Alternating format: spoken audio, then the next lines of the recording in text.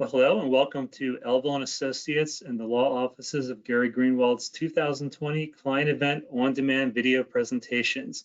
We're pleased you joined us. We're privileged to have Mr. Daniel Silva with us today, fitness training supervisor with the Columbia Association's Supreme Sports Club. As a fitness professional, Daniel has dedicated his life to helping individuals of all walks of life transform the way their bodies look, feel, and function. His unique approach to implementing life-changing processes with a balance of simplicity and attention to detail has been his motivating force in the fitness industry. Daniel grew up in the Washington D.C. metro area, received his bachelor's degree in health and exercise sciences from Gettysburg College, and as a certified personal trainer since the age of 19, enjoys sharing his love of fitness to other fitness enthusiasts as well as fitness professionals. As a fitness entrepreneur, he has been featured in national publications, including the Washington Post, for his involvement in health and wellness initiatives in the community. Currently, Daniel continues to fulfill his lifelong goal of transforming lives one rep at a time with Columbia Association as the fitness training supervisor of Supreme Sports Club. So today we're going to change things up a bit as Daniel's going to be taking us through a virtual workout titled the Work at Home Workout. And I'm going to be the subject of that workout here at my office in Columbia. So Daniel, I'll turn it over to you and let you explain a little bit more, and we'll go ahead and get started, okay? Wonderful. Thank you, Jeff, for the opportunity. I'm looking forward to having a great workout with you, as well as answering any questions about working out at home, overall, any fitness or exercise questions that we'll be able to discuss today. The purpose of this workout is to kind of give solutions to what's going on in the current pandemic state. We do understand that a lot of people are feeling the need to stay more at home or find other at-home solutions for fitness and exercise versus going to a health club. So virtual personal training is our solution here at Columbia Association for all of our members and clients, giving them the opportunity to still continue their workout at the safety and comfort of their home, or in our situation today, even at the office. So today's workout is going to be very simple movement patterns just to help get you off standing away from your desk, as well as doing a few mobility and strengthening exercises to energize you throughout the day. Well, that sounds great. Well, I've been here since 5 o'clock in the morning and it's currently 1:15, so I could use a little bit of a workout. So I'm looking forward to this. So let's go ahead and get started, okay? Wonderful. All right, let's get set up. All right.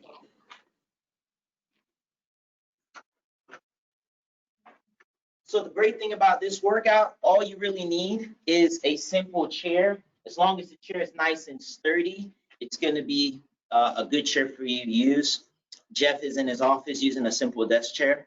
And we'll start off with a very simple total body exercise called the overhead chair squat. So using your chair, you are going to grab a seat right at the edge of it. And the goal for the overhead chair squat is to keep our arms up, maintain a very good posture as we stand up, and then on the way back as you sit down. So arms up, chin lifted, keep looking straight up and down as you stand. Wonderful. The chair squat is working the lower body with the legs, but also with the arms above the head. It is working our posture, keeping the shoulders open, chin lifted. We're going to do about 7 to 14 reps of these. Most important thing is keeping your feet flat on the ground throughout the squat. Beautiful, Jeff. Let's do a few more. What should my breathing be like? Good mobility in the shoulder. How does that feel, Jeff? Feels good. What should my breathing be like when I'm doing something like this? Wonderful. Well, as you're standing up and you're reaching up towards the sky, we would like for you to inhale. It helps just lift up your diaphragm. As you're sitting down, you would exhale. Okay. Very good. Beautiful. The next one is going to be a chair plank. Ultimately, this can be done off of a chair or on the ground. So the chair plank is simple. Hands are going to be on the chair. You're going to be in a nice push-up position. And then we're going to add the mountain climber in that position. The goal is to keep your core engaged.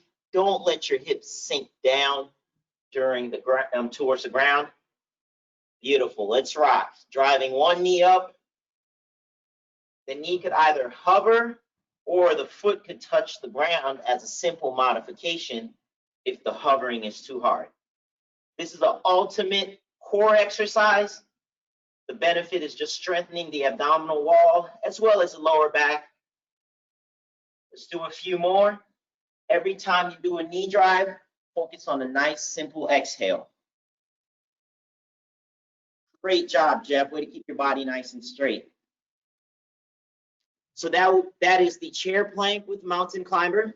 The next one is a stationary lunge. Now, the stationary lunge is a very good exercise if you have any pre-existing knee or hip or ankle issues versus going up and down in the lunge position.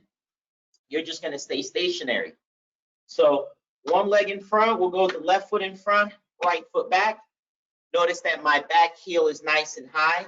And the goal is to just bend that back knee in a position where you're comfortable and hold that lunge, shoulders back, chin lifted. A good 14-second hold. If you're strong enough, maybe make it all the way up to 30 seconds. But keeping a nice straight core, good posture, chin lifted. Let's go a few more seconds. 3, 2, 1, and just step right back up. Shake out your legs a little bit, and then switch legs. Most important thing is keeping the front foot nice and flat on the ground. Back heel nice and high. Core engage and lower. You should feel 80% of your body weight on your front leg and 20% of your body weight on the back leg. If you feel any pain or discomfort in the knees, go into a range of motion where you're pain-free. And then from there, we'll just build and increase our mobility. 3 seconds, 2 seconds, and step up. Good. So that's a stationary lunge. We've now done a few strengthening exercises for both upper body and the lower body. Now we're going to transition into some mobility movements. So the first one is a standing half moon. You can bring your feet together for me, Jeff. Beautiful. You're going to turn your palms forward. You're going to reach up to the sky, interlock your fingers. All right, with your fingers interlocked, inhale and reach straight up to the sky. Push your hips to the left and reach to the right. Beautiful.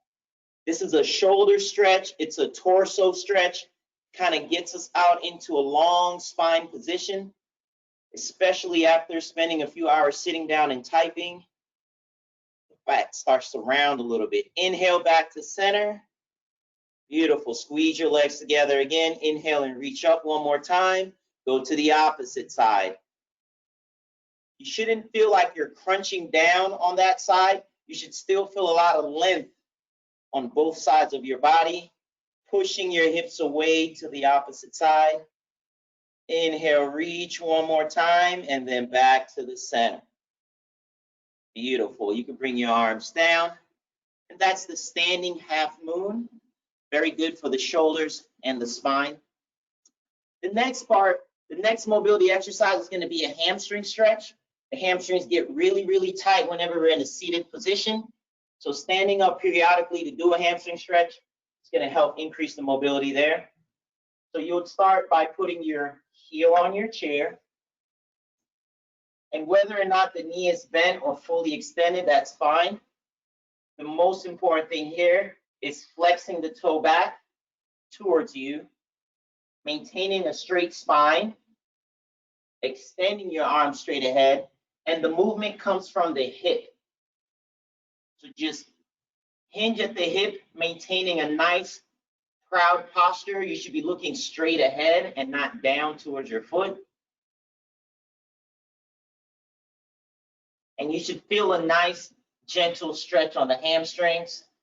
From here, you would inhale back up and then switch legs. For those of us that have any lower back or upper back pain, a lot of the times that pain and discomfort comes from tightness in the muscles around that area. So lower back pain can be associated with tight hamstring as one of the causes. So taking the time throughout the day to stretch out your hamstrings, something that you can do all the time. Beautiful right there. You can release that leg, come back standing. That was the standing hamstring stretch. Last but not least, we're gonna do the seated quadricep and hip flexor stretch. So you can grab a seat, and all you're gonna do is cross your right foot over your left leg. We call this a figure 4 position.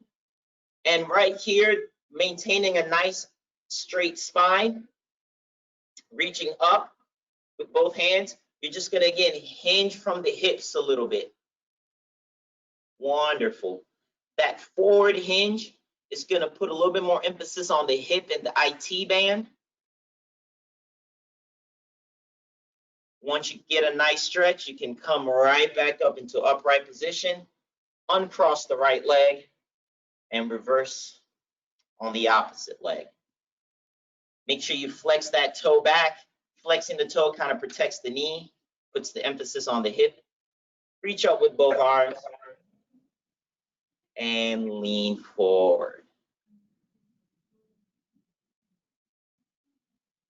Beautiful. That's the seated quadricep stretch.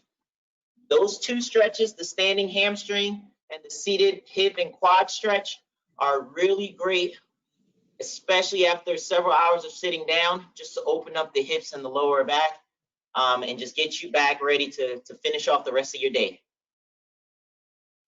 Well, that certainly is helpful because I could feel a lot of tightness in virtually every area that we worked on here in just a short time here, Daniel. Well, you're a great client. A lot of these exercises, especially the first 3 for the strengthening, can be done for time, maybe 30 seconds to a minute worth of squats and mountain climbers and lunges. And as you build your endurance, that you can build more and doing more sets or increasing the duration of the reps. Well, great. Well, thank you so much. I had a couple questions I did want to run by you. Been thinking a lot about, my own personal health, especially during this pandemic, and I've done some personal training before. As a fitness professional and a personal trainer, can you tell me a little bit, and our viewers a little bit about, some of the benefits of working with a personal trainer? Wonderful, absolutely. The biggest thing that we talk about when it comes to fitness and exercise is consistency and knowledge.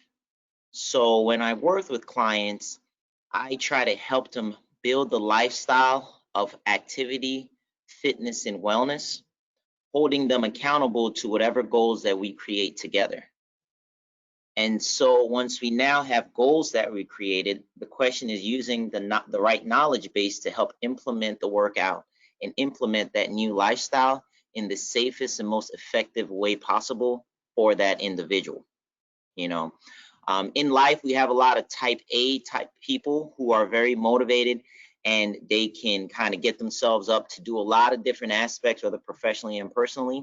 But the fitness thing sometimes just requires a little bit of motivation and knowledge from somebody externally to get you started.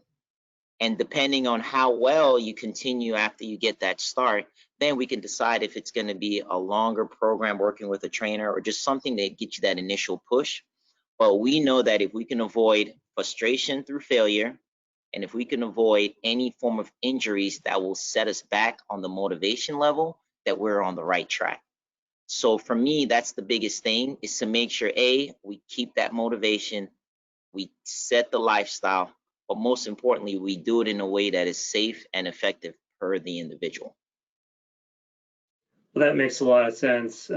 Just coming from, again, somebody that's done personal training not for a good while, I need to get back into it. I think the accountability part is something that has been big for me. Having somebody that's there, kind of pushing you, and I'm one of those people that needs to be, pushed a little bit. if I am working with a personal trainer and have a session on, once every week or every, 2 times a week, and I'm supposed to get to the gym, 2 times in between, sessions, I want to make sure that I'm following up on my, I think responsibility to, be a good student and a good, a good, I guess student is the right word, for my trainer and for myself. Since I've invested a lot of time and, efforts in working with that person and that trainer. So a couple other questions I had for you real briefly before we close is, related to sleep is the first thing. Sleep is a big issue for a lot of people, including myself. Since I'm an early riser and I probably don't get enough sleep, how much sleep would you think is the ideal amount of sleep for a person? I guess it really, probably differs and changes based on the individual, but can you talk a little bit about the importance of sleep, especially in this time when a lot of people are struggling and have a lot of stress and maybe aren't getting the sleep that they need to be healthy? Absolutely, absolutely. Sleep is very important. All the big things and all the big changes that come with a healthy lifestyle occurs when your body is actually at rest and recovering, and not necessarily during the workout. So we always tell our clients that if you're not getting enough sleep and then you add another stressor of exercise on top of the lack of sleep, it actually could be a detrimental stimulus to your body. So the first thing is knowing that there isn't an ideal number. I know we've heard like 8 hours or whatever. There is a range per individual, but we all know that at least 6 hours of sleep up to that 8 or 9 hour range might fit ideally for most people. My biggest suggestions to individuals is how you sleep. Number one, if you can set some sort of a schedule of getting to bed, that's the first step to improving your sleep amount and quality. I know we're all working hard, and now that we're at home working virtually, you can pick up your computer and work until endless hours.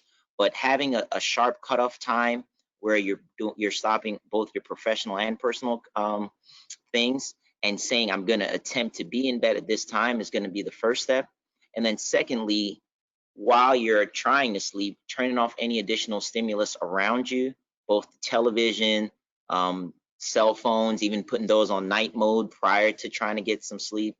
Just trying to cut back on the stimulus is going to improve the quality of the sleep that you are getting.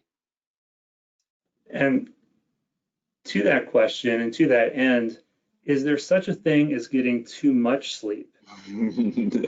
I think it very rarely could we say we're getting too much sleep with the lifestyles that we live. Rest is important, but if you do feel like your energy levels are low, then increasing your exercise and activity levels will actually help you function better with less sleep.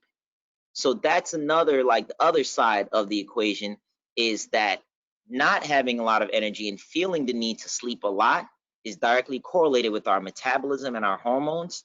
And those things can be improved with just a simple 15, 30 minutes of activities on a daily basis. Okay, makes good sense. And last question I have for you is related to the amount of water that we should be drinking on a daily basis. This is something that has always been discussed with me when I'm always been working with a trainer. Can you talk about the correct amount of water intake we should be having as individuals, and what other drinks we should be trying to stay away from to maintain a healthy lifestyle? Wonderful. Another great question. So the water question or subject matter is similar to the sleep one. It varies based on the individual. If you're a larger individual, you would want to consume a little bit more water, but trying to get at least 32 ounces a day is a good place to start. Some people might require a little bit more. Some people are going to struggle to get the 32 ounces. So what I always do is just try to increase the amount of calorie-free and chemical-free beverages that we're drinking. If we can make a concerted effort on a daily basis to say, am I drinking something that has a lot of calories, or am I drinking that has a lot of stimulants, lots of caffeine or sugars or things of that nature? finding a way to reduce those things is going to be a great place to start. And in turn, replacing those beverages with water is going to be a good place to really get your body reset and get your body back into that proper balance. Well, terrific. Daniel, a consummate professional, thank you so much. How can people reach out to you if they have further questions, want to talk with you further about your services? Please share. Yes, wonderful. The easiest way to reach me is going to be by email. It's very simple. It's daniel.silva@columbiaassociation.org. Silva is spelled S-I-L-V-A. So daniel.silva@columbiaassociation.org. Or you can just check out our website, columbiaassociation.org, fill out a form, and just mention that you're interested in learning more about personal training, both virtual training or anything that we have spoken on today, and they will definitely get you in contact with me. Okay, great. Well, I feel great. I'm gonna have a great afternoon. Thank you so much. And we'd like to thank you for being part of our 2020 Client Event On-Demand video series, and hope you enjoy our other content we have available. Have a great day, everybody. Thank you. Bye.